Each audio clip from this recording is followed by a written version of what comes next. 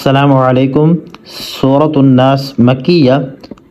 اعوذ باللہ من الشیطان الرجیم، بسم اللہ الرحمن الرحیم۔ اس کا ایک رکوع ہے اور آیات 6 ہیں۔ آئیے سیکھتے ہیں تجوید کے ساتھ۔ قل اعوذ، موٹا قاف، قل اعوذ، حمزہ اور عین میں آپ نے فرق کرنا ہے۔ قل اعوذ، قل اعوذ برب الناس، را کو پر کر کے پڑھنا ہے اور یہاں پہ غنہ یعنی ناک میں آواز کو پیدا کرنا ہے۔ برب الناس، برب الناس، مالک الناس،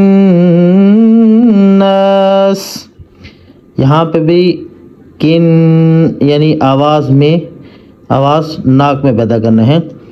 مالک الناس، الہ الناس، یہاں پہ بھی غنہ ہے، ناک میں آواز پیدا کرنی ہے اور سین کو اچھے طریقے سے پڑھنا ہے۔ الہ الناس،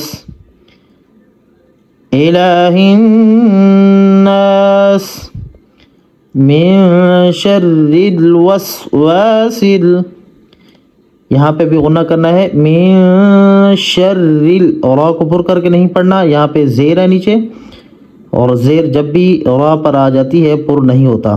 من شر الوسواس خناس، خناس، الذی